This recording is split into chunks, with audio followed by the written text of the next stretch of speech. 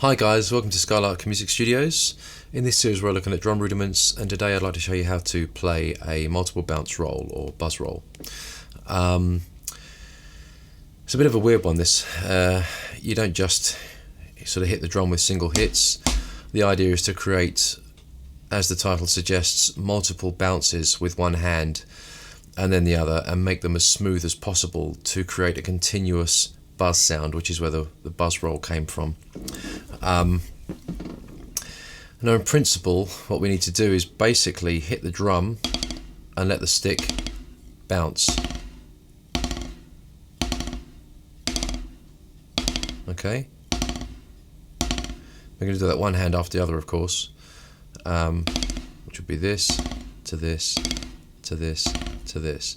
Now I'm playing this with quite a light touch. You can change the dynamic of the roll by using a bit more pressure at this end, you know, to sort of put the stick into the head a bit more firmly. And there are various techniques in order to smooth this roll out. It's like sort of pulling across the drum, this type of thing. The idea is ultimately that you will have more than one, you know, several bounces, several hits with each hand that are eventually going to overlap and create the buzz, the multiple bounce roll. Obviously very military sounding and very jazzy, used in a lot of jazz music. It's a bit of a forgotten art these days because everyone's sort of doing single strokes and double strokes and doing like big heavy strokes basically, and this subtle stuff does get a little bit lost in the mix. So it's one of those things, you know, just to get the touch, develop the touch, and develop the ability to play these sort of softer, more sort of subtle rolls. And ultimately you can add dynamics to them. You know, you can add sort of heavier pullouts and create sort of very, very nice rolling phrases. But the idea of this roll originally would be just literally to create a constant stream of buzzes, okay, of bounced notes. So these two will get slightly faster.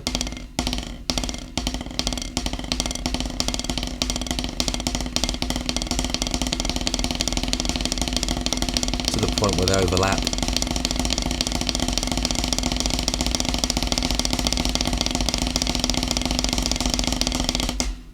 Okay, now the way I just showed you, that starting slowly and sort of building up, it's fine to practice in that way. I wouldn't normally want to sort of vary my tempos when I'm practicing in that way, unless I literally sort of turn the metronome off and start it again with a different tempo.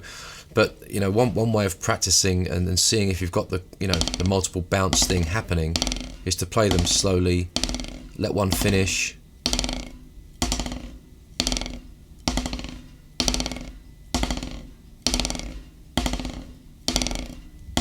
See what's happening there? So I'm letting each one finish so I can see if I've got multiple bounces basically.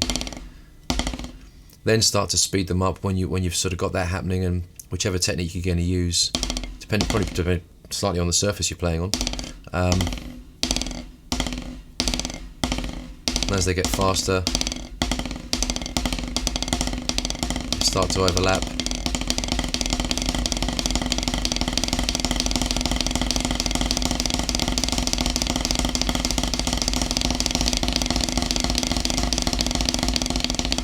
Bit more pressure,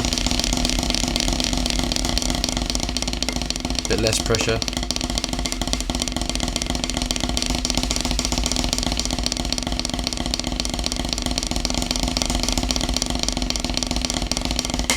So there I was experimenting a little bit with dynamics as well. So once you have the multiple bounces happening and they're fairly even between your hands, you can use a little bit more pressure on the hand end just to sort of force the stick in a little bit harder. The one thing you will notice that I'm doing is I'm not moving my fingers from around the stick. They're very, very loose, but they're not doing any of this sort of stuff where you sort of see people doing that. You know, you lose control of the stick doing that. So you want to basically keep your fingers around the stick. You see, I can still achieve a lot of bounces, and when I'm not doing that, you know, of course you're going to achieve a lot of bounces there because you've only got this part of the stick sort of being covered. But as soon as you come around the stick, if your touch is light enough, you will still achieve multiple bounces.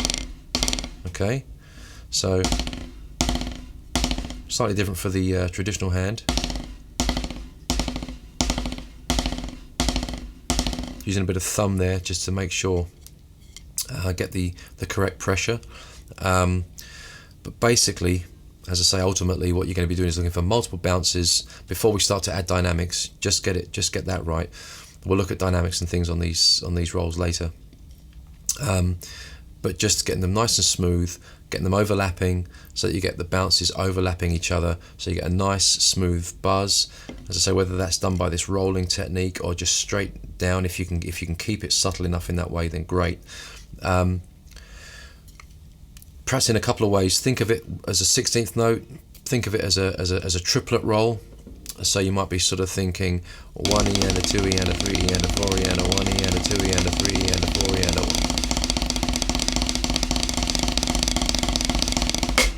Or you might be thinking 1 and a 2 and a 3 and a 4 and a 1 and a 2 and a 3 and a 4 and a 1 and a 2 and a 3 and a 4 and a 1.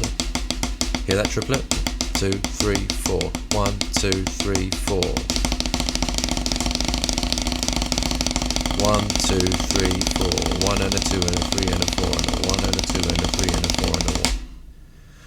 So there's a few ways of practicing that, guys. Just get those bounces right, get the subtlety in there, and you'll be okay. We will look at these types of rolls with dynamics in more depth later, once you can play them. And look at some military phrasing and maybe link a few of the rudiments together in order to do some lovely phrases. In the meantime, hope you enjoyed that. I hope it made some sense to you. And any questions, get on to me. I'll get straight back to you, and I'll see you real soon. Thanks a lot, guys. Bye bye.